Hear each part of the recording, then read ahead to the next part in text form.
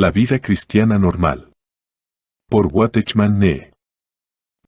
Todos hemos visto el árbol que alguna vez fue una pequeña semilla caída entre las losas de un pavimento y que ha crecido hasta que pesados bloques de piedra han sido levantados por el poder de la vida dentro de él. Eso es lo que queremos decir con el triunfo de una ley sobre otra.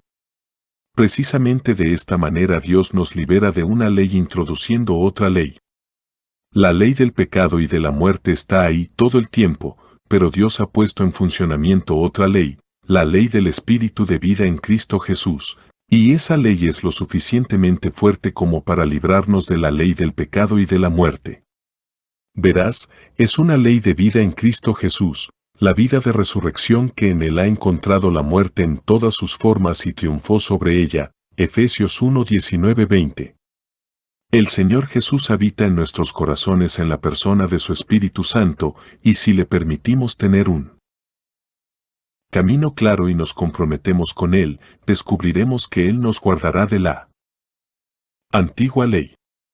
Aprenderemos lo que debe ser guardado, no por nuestro propio poder, sino por el poder de Dios, 1 Pedro 1:5. La manifestación de la ley de la vida. Tratemos de hacer esto práctico. Anteriormente tocamos el asunto de nuestra voluntad en relación con las cosas de Dios. Incluso los cristianos mayores no se dan cuenta del importante papel que desempeña la fuerza de voluntad en sus vidas. Eso fue parte del problema de Pablo en Romanos 7. Su voluntad era buena, pero todas sus acciones la contradecían, y por mucho que se decidiera y se propusiera agradar a Dios, eso solo lo llevó a una oscuridad peor. Haría el bien, pero soy carnal, vendido al pecado. Ese es el punto. Como un automóvil sin gasolina, que hay que empujar y que se detiene en cuanto se lo deja solo, muchos cristianos se esfuerzan por conducirse solos con fuerza de voluntad, y luego consideran que la vida cristiana es sumamente agotadora y amarga.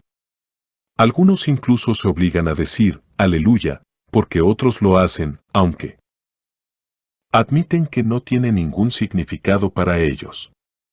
Se obligan a hacer lo que no son, y eso es peor que intentar hacer correr el agua cuesta arriba. Porque después de todo, el punto más alto que la voluntad puede alcanzar es el de estar dispuesto, Mateo 26:41. Si tenemos que esforzarnos tanto en nuestra vida cristiana, simplemente significa que en realidad no somos así en absoluto. No necesitamos obligarnos a hablar nuestra lengua materna. De hecho, solo tenemos que ejercer fuerza de voluntad para hacer cosas que no hacemos de forma natural. Podemos hacerlo por un tiempo, pero al final la ley del pecado y la muerte gana. Tal vez podamos decir, el querer está presente en mí y realizo lo que es bueno durante 2 semanas, pero eventualmente tendremos que confesar, no sé cómo realizarlo. No, lo que ya soy no deseo serlo. Si lo haría es porque no lo soy. Usted pregunta, ¿por qué los hombres usan la fuerza de voluntad? ¿Para tratar de agradar a Dios? Puede haber 2 razones. Por supuesto, es posible que nunca hayan experimentado el nuevo nacimiento, en cuyo caso no tienen nueva vida a la cual recurrir, o puede que hayan nacido de nuevo y la vida esté allí, pero no han aprendido a confiar en esa vida. Es esta falta de comprensión la que resulta en fracasos y pecados habituales, llevándolos al punto en que casi dejan de creer en la posibilidad de algo mejor. Pero el hecho de que no hayamos creído plenamente, eso no significa que la vida débil que experimentamos intermitentemente sea todo lo que Dios nos ha dado. Romanos 6:23 afirma que la dádiva de Dios es vida eterna en Cristo Jesús Señor nuestro, y ahora en Romanos 8:2 leemos que la ley del Espíritu de vida en Cristo Jesús ha venido en nuestra ayuda. Entonces Romanos 8:2 no habla de un nuevo don sino de la vida ya mencionada en Romanos 6:23. En otras palabras, es una nueva revelación de lo que ya tenemos. Siento que no puedo enfatizar demasiado esto. No es algo recién salido de la mano de Dios, sino una nueva revelación de lo que Él ya ha dado. Es un nuevo descubrimiento de una obra ya realizada en Cristo, pues las palabras me hizo libre están en tiempo pasado. Si realmente veo esto y pongo mi fe en Él, no hay necesidad absoluta de que Romanos 7 se repita en mí, ni la experiencia ni la conducta, y ciertamente no la tremenda demostración de fuerza de voluntad. Si dejamos ir nuestra propia voluntad y confiamos en Él, no caeremos al suelo y nos quebrantaremos, sino que caeremos en una ley diferente, la ley del Espíritu de vida. Porque Él no solo nos ha dado vida sino también ley de vida.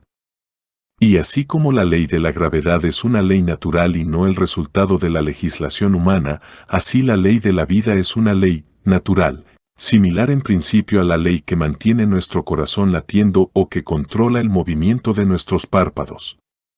No es necesario que pensemos en nuestros ojos, ni que decidamos que debemos parpadear cada cierto tiempo para mantenerlos limpios, y menos aún ponemos nuestra voluntad en nuestro corazón. De hecho, hacerlo podría más bien perjudicarlo que ayudarlo. No, mientras tiene vida funciona espontáneamente. Nuestras voluntades solo interfieren con la ley de la vida. Descubrí ese hecho una vez de la siguiente manera. Solía sufrir de insomnio. Una vez, después de varias noches de insomnio, cuando había orado mucho al respecto y agotado todos mis recursos, confesé largamente a Dios que la culpa debía ser mía y pedí que me mostrara dónde. Le dije a Dios, exijo una explicación. Su respuesta fue, cree en las leyes de la naturaleza. Dormir es una ley tanto como lo es el hambre, y me di cuenta de que, aunque nunca había pensado en preocuparme si tendría hambre o no, si me preocupaba dormir. Había estado tratando de ayudar a la naturaleza, y ese es el principal problema de la mayoría de los que sufren de insomnio. Pero ahora, confiaba no solo en Dios sino también en la ley natural de Dios, y dormí bien. ¿No deberíamos leer la Biblia? Por supuesto que deberíamos hacerlo o nuestra vida espiritual se verá afectada. Pero eso no debería significar obligarnos a leer. Hay una nueva ley en nosotros que nos da hambre de ella. Entonces media hora puede resultar más rentable que 5 horas de lectura forzada. Y lo mismo ocurre con el dar, con la predicación, con el testimonio. La predicación forzada tiende a dar como resultado la predicación de un evangelio cálido con un corazón frío, y todos sabemos lo que los hombres quieren decir con caridad fría. Si nos permitimos vivir en la nueva ley, seremos menos conscientes de la antigua ley. Sigue ahí, pero ya no gobierna y ya no estamos bajo su control. Por eso el Señor dice en Mateo 6, mirad las aves. Considerad los lirios. Si pudiéramos preguntar a los pájaros si no le temen a la ley de la gravedad, ¿qué responderían? Dirían, nunca escuchamos el nombre de Newton. No sabemos nada sobre su ley. Volamos porque volar es la ley de nuestra vida. No solo hay en ellos una vida con el poder de volar, sino que esa vida tiene una ley que les permite a estas criaturas vivientes superar de manera bastante espontánea y consistente la ley de la gravedad. Sin embargo, la gravedad persiste. Si te levantas temprano una mañana cuando el frío es intenso y la nieve espesa sobre el suelo, y hay un gorrión muerto en el patio, recuerdas de inmediato la persistencia de esa ley. Pero mientras los pájaros viven lo superan, y la vida dentro de ellos es la que domina su conciencia. Dios ha sido verdaderamente misericordioso con nosotros. Él nos ha dado esta nueva ley del Espíritu, y para nosotros, volar, ya no es una cuestión de nuestra voluntad sino de su vida. ¿Has notado qué prueba es convertir a un cristiano en paciente impaciente? Exigirle paciencia es suficiente para enfermarlo de depresión. Pero Dios nunca nos ha dicho que nos obliguemos a hacer lo que no somos naturalmente, que tratemos de aumentar nuestra estatura espiritual mediante el pensamiento. Es posible que la preocupación disminuya la altura de un hombre, pero ciertamente nunca añade nada a ella. No os afanéis, son sus palabras. Considerad los lirios, ellos crecen. Él está dirigiendo nuestra atención a la nueva ley de vida en nosotros. O, por una nueva apreciación de la vida que es nuestra. ¿Qué descubrimiento tan precioso es este? Puede hacer de nosotros hombres completamente nuevos, porque opera tanto en las cosas más pequeñas como en las más grandes. Nos controla cuando, por ejemplo, extendemos la mano para mirar un libro en la habitación de otra persona, recordándonos que no hemos pedido permiso y que no tenemos derecho a hacerlo. No podemos, nos dice el Espíritu Santo, invadir así los derechos de los demás. Una vez estaba hablando con un amigo cristiano y él se volvió hacia mí y me dijo, ¿sabes? Creo que si alguien está dispuesto a vivir según la ley del Espíritu de vida, ese hombre llegará a ser verdaderamente refinado. ¿Qué quieres decir? Yo pregunté. Él respondió, esa ley tiene el poder de hacer de un hombre un perfecto caballero. Algunos dicen con desprecio, no se puede culpar a esa gente por su forma de actuar, son simplemente gente del campo y no tienen ventajas educativas. Pero la verdadera pregunta es, ¿tienen la vida del Señor en su interior? Porque os digo que la vida puede decirles, tu voz es demasiado fuerte, o esa risa no estuvo bien, o tu motivo al hacer ese comentario fue incorrecto. En mil detalles el espíritu de vida puede decirles cómo actuar, produciendo así en ellos un verdadero refinamiento. No existe tal poder inherente en la educación. Y sin embargo mi amigo era un pedagogo. Pero es verdad. Tomemos el ejemplo de la locuacidad. ¿Eres una persona de demasiadas palabras? Cuando estás con gente, te dices a ti mismo, ¿qué debo hacer?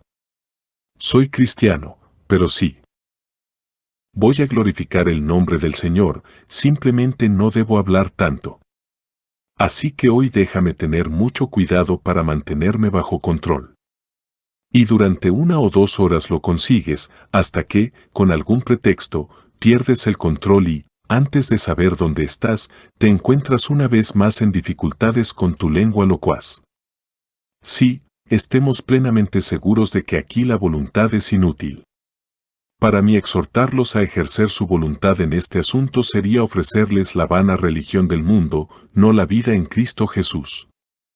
Porque consideremos de nuevo, una persona locuaz sigue siendo eso, aunque guarde silencio todo el día, porque hay una ley natural de locuacidad que lo gobierna, o ella, así como un melocotonero es un melocotonero, tenga o no frutos. Melocotones. Pero como cristianos descubrimos en nosotros una nueva ley, la ley del espíritu de vida, que trasciende todo y que ya nos ha liberado de la ley de nuestra locuacidad. Sí, creyendo la palabra del Señor, nos rendimos a esa nueva ley, ella nos dirá cuando debemos dejar de hablar o no empezar, y nos empoderará para hacerlo. Sobre esa base, puedes ir a casa de tu amigo durante 2 o 3 horas, o quedarte 2 o 3 días, y no experimentar ninguna dificultad. A tu regreso simplemente agradecerás a Dios por su nueva ley de vida. Esta vida espontánea es la vida cristiana. Se manifiesta en el amor por lo desagradable, por el hermano a quien, por razones naturales, no nos gustaría y ciertamente no podríamos amar. Funciona sobre la base de lo que el Señor ve como posibilidad en ese hermano. Señor, tú ves que Él es amable y tú lo amas. Ámalo, ahora, a través de mí. Y se manifiesta en la realidad de la vida, en una verdadera autenticidad del carácter moral. Hay demasiada hipocresía en la vida de los cristianos, demasiadas actuaciones. Nada resta eficacia al testimonio cristiano tanto como la apariencia de algo que en realidad no existe, pues el hombre de la calle infaliblemente al final traspasa ese disfraz y descubre lo que somos. Sí, la simulación da paso a la realidad cuando confiamos en la ley de la vida. El cuarto paso, caminar, según el Espíritu. Porque lo que la ley no podía hacer, por ser débil por la carne, Dios, enviando a su propio Hijo en semejanza de carne de pecado y como ofrenda por el pecado, condenó al pecado en la carne, para que se cumpliera la ordenanza de la ley. Se cumpla en nosotros, que no andamos conforme a la carne, sino conforme al Espíritu, Romanos 8:3. Todo lector cuidadoso de estos dos versículos verá que aquí se presentan dos cosas.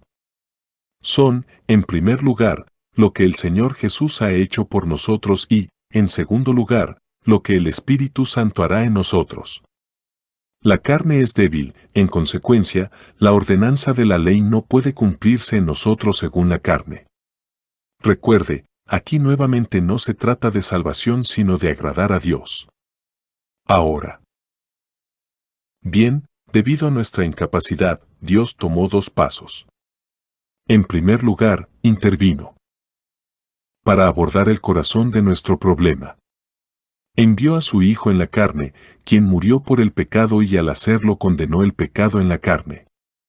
Es decir, Él llevó a la muerte de manera representativa todo lo que pertenecía a la vieja creación en nosotros, ya sea que hablemos de ella como nuestro viejo hombre, la carne o el yo carnal. Así, Dios golpeó la raíz misma de nuestro problema al eliminar el fundamento fundamental de nuestra debilidad. Este fue el primer paso. Pero todavía quedaba por cumplirse el mandato de la ley en nosotros. ¿Cómo se puede hacer esto? Requirió la provisión adicional de Dios del Espíritu Santo que mora en nosotros. Es Él quien es enviado para cuidar el lado interno de esta cosa, y Él puede hacerlo, se nos dice, mientras caminamos, según el Espíritu. ¿Qué significa caminar según el Espíritu?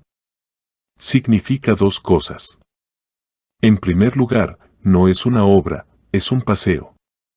Gloria a Dios, el esfuerzo pesado infructuoso en el que me involucré cuando buscaba, en la carne, agradar a Dios da lugar a una dependencia bendita y reparadora de su obra, que actúa poderosamente en mí, Colosenses 1:29. Por eso Pablo contrasta las obras de la carne con el fruto del Espíritu, Gálatas 5:19-5:22. Luego, en segundo lugar, caminar detrás implica sujeción.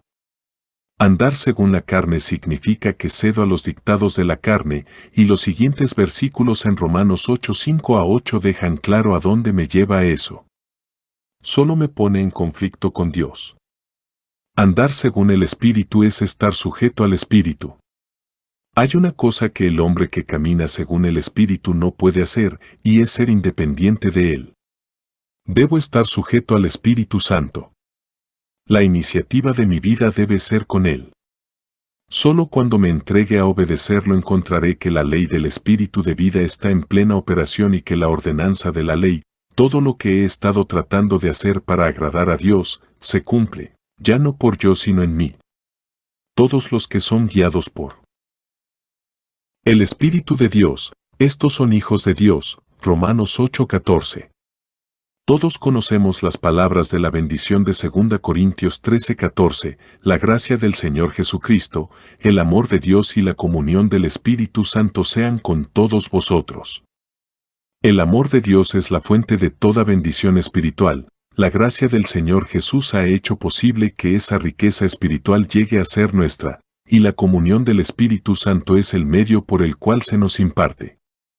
El amor es algo escondido en el corazón de Dios. La gracia es ese amor expresado y hecho disponible en el Hijo, la comunión es la importación de esa gracia por el Espíritu. Lo que el Padre ha ideado para nosotros, el Hijo lo ha realizado por nosotros, y ahora el Espíritu Santo nos lo comunica. Por lo tanto, cuando descubramos algo nuevo que el Señor Jesús nos ha procurado en su cruz, para su realización miremos en la dirección que Dios nos ha indicado y, con nuestra actitud firme de sujeción y obediencia al Espíritu Santo, mantengamos abramos de par en par el camino para que Él nos lo imparta. Ese es su ministerio. Él ha venido con ese mismo propósito, hacer realidad en nosotros todo lo que es nuestro en Cristo. Hemos aprendido en China que, al conducir un alma a Cristo, debemos ser muy minuciosos, porque no hay certeza de cuándo volverá a contar con la ayuda de otros cristianos. Siempre buscamos dejarle claro al nuevo creyente que, cuando ha pedido al Señor que perdone sus pecados y entre en su vida, su corazón se ha convertido en la residencia de una persona viva. El Espíritu Santo de Dios está ahora dentro de él, para abrirle las Escrituras y encontrar allí a Cristo, para dirigir su oración, para gobernar su vida y para reproducir en él el carácter de su Señor. A fines de un verano, fui para un periodo prolongado de descanso a un lugar de descanso en una colina donde era difícil conseguir alojamiento, y mientras estuve allí me fue necesario dormir en una casa y comer en otra, siendo esta última mi casa. De un mecánico y su esposa. Durante las 2 primeras semanas de mi visita, aparte de pedir una bendición en cada comida, no dije nada a mis anfitriones sobre el Evangelio, y entonces un día llegó mi oportunidad de hablarles del Señor Jesús. Estaban listos para escuchar y acudir a él con fe sencilla para el perdón de sus pecados. Nacieron de nuevo y una nueva luz y alegría llegaron a sus vidas, porque la suya fue una verdadera conversión. Me ocupé de explicarles lo que había sucedido y luego, cuando el clima se volvió más frío, llegó el momento de dejarlos y regresar a Shanghái. Durante los fríos meses de invierno, el hombre tenía la costumbre de beber vino con las comidas y solía hacerlo en exceso. Después de mi partida, con la vuelta del frío, el vino volvió a aparecer en la mesa, y ese día, como ya estaba acostumbrado, el marido inclinó la cabeza para agradecer la comida, pero no le salieron palabras. Después de 1 o 2 intentos vanos, se volvió hacia su esposa. ¿Qué está mal?, preguntó. ¿Por qué no podemos orar hoy? Busque la Biblia y vea lo que tiene que decir sobre el consumo de vino. Les había dejado una copia de las Escrituras, pero aunque la esposa sabía leer, ignoraba la palabra y pasaba las páginas en vano buscando luz sobre el tema. No sabían cómo consultar el libro de Dios y era imposible consultar al mensajero de Dios, porque yo estaba a muchas millas de distancia y podrían pasar meses antes de que pudieran verme. Solo bebe tu vino, dijo su esposa. Remitiremos el asunto al hermano Nee en la primera oportunidad. Pero aún así el hombre descubrió que simplemente no podía dar gracias al Señor por ese vino. Llévatelo, dijo largamente, y cuando lo hubo hecho, juntos pidieron la bendición sobre su comida. Cuando finalmente el hombre pudo visitar Shanghái, me contó la historia. Usando una expresión familiar en chino, hermano Nee, dijo, el jefe residente 14 no me dejó tomar esa bebida. Muy bien, hermano, le dije. Siempre. Escucha su Resident Boss. Muchos de nosotros sabemos que Cristo es nuestra vida. Creemos que el Espíritu de Dios reside en nosotros, pero este hecho tiene poco efecto sobre nuestro comportamiento. La pregunta es, ¿lo conocemos como una persona viviente y como jefe? Capítulo 11. Un cuerpo en Cristo. Antes de pasar a nuestro último tema importante, revisaremos parte del terreno que hemos recorrido y resumiremos los pasos dados. Hemos tratado de simplificar las cosas y explicar claramente algunas de las experiencias por las que comúnmente pasan los cristianos. Pero está claro que los nuevos descubrimientos que hacemos al caminar con el Señor son muchos, y debemos tener cuidado de evitar la tentación de simplificar demasiado la obra de Dios. Hacerlo puede llevarnos a una grave confusión. Hay hijos de Dios que creen que toda nuestra salvación, en la que incluirían la cuestión de llevar una vida santa, reside en la apreciación del valor de la preciosa sangre. Con razón enfatizan la importancia de mantener cuentas breves con Dios sobre los pecados específicos conocidos y la eficacia continua de la sangre para tratar los pecados cometidos, pero piensan que la sangre lo hace todo. Creen en una santidad que en realidad significa solo la separación del hombre de su pasado, que, mediante la eliminación actualizada de lo que ha hecho en base a la sangre derramada, Dios separa al hombre del mundo para ser suyo, y eso es la santidad, y se detienen allí. Por lo tanto, no cumplen con las exigencias básicas de Dios y, por lo tanto, con la provisión completa que Él ha hecho. Creo que ya hemos visto claramente lo inadecuado de esto. Luego están los que van más allá y ven que Dios los ha incluido en la muerte de su Hijo en la cruz, para librarlos del pecado y de la ley tratando con el viejo hombre. Estos son los que realmente ejercen fe en el Señor, porque se glorían en Cristo Jesús y han dejado de confiar en la carne. Filipenses 3:3. En ellos Dios tiene un fundamento claro sobre el cual construir. Y a partir de aquí, muchos han ido aún más lejos y han reconocido que consagración, usando esa palabra en el sentido correcto, significa entregarse sin reservas en sus manos y seguirlo. Todos estos son primeros pasos, y a partir de ellos ya hemos tocado otras fases de la experiencia que Dios nos puso ante nosotros y que muchos disfrutamos. Siempre es esencial que recordemos que, si bien cada uno de ellos es un precioso fragmento de verdad, ninguno de ellos es por sí solo la totalidad de la verdad. Todos llegan a nosotros como fruto de la obra de Cristo en la cruz, y no podemos darnos el lujo de ignorar ninguno. Una puerta y un camino. Reconociendo varias de estas fases en la vida y experiencia de un creyente, notamos ahora un hecho adicional, a saber, que, aunque estas fases no necesariamente ocurren siempre en un orden fijo y preciso, parecen estar marcadas por ciertos pasos o pasos recurrentes. Características. ¿Cuáles son estos pasos? Primero está la revelación. Como hemos visto, esto siempre precede a la fe y a la experiencia. A través de su palabra, Dios abre nuestros ojos a la verdad de algún hecho concerniente a su Hijo, y solo entonces, cuando en fe aceptamos ese hecho por nosotros mismos, se vuelve real como experiencia en nuestras vidas. Así tenemos, revelación objetiva. Experiencia subjetiva. Además, observamos que esa experiencia suele adoptar la doble forma de una crisis que conduce a un proceso continuo. Es muy útil pensar en esto en términos de la puerta de entrada de John Bunyan a través de la cual Christian entró en un camino estrecho. Nuestro Señor Jesús habló de tal puerta y de un camino que conduce a la vida, Mateo 7:14, y la experiencia concuerda con esto. Entonces ahora tenemos, revelación. Experiencia, una puerta biquet, crisis, un camino angosto, proceso. Ahora tomemos algunos de los temas que hemos estado tratando y veamos cómo esto nos ayuda a comprenderlos. Tomaremos primero nuestra justificación y nuevo nacimiento.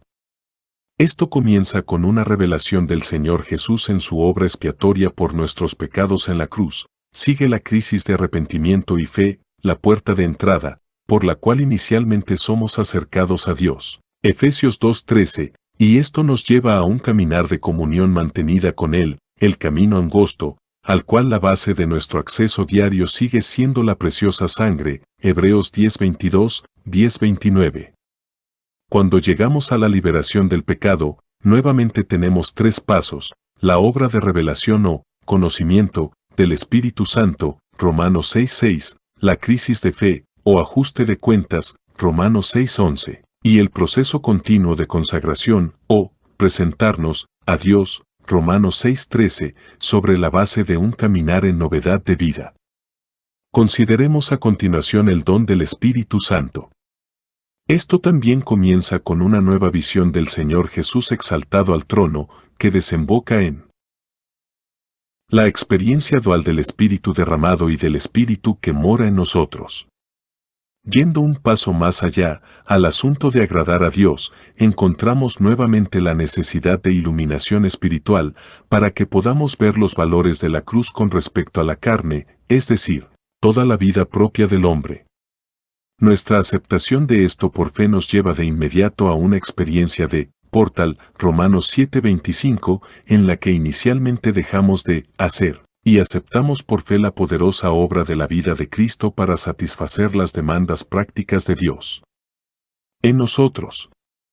Esto a su vez nos lleva al sendero angosto de caminar en obediencia al Espíritu, Romanos 8:4. El cuadro no es idéntico en cada caso, y debemos tener cuidado de no imponer ningún patrón rígido a la obra del Espíritu Santo, pero tal vez cualquier nueva experiencia nos llegue más o menos en esta línea. Ciertamente siempre habrá primero una apertura de nuestros ojos. a algún aspecto nuevo de Cristo y su obra consumada, y luego la fe abrirá una puerta hacia un camino. Recuerde también que nuestra división de la experiencia cristiana en varios temas, justificación, nuevo nacimiento, don del Espíritu, liberación, santificación, etc., es sólo para nuestra comprensión más clara. Esto no significa que estas etapas deban o vayan a sucederse siempre en un orden prescrito determinado. Asamblea en Santo Domingo Este. Escrito por el hermano Watchman Nee en el año 1951. Para más información comuníquese con este número de WhatsApp. 1-829-747-1995.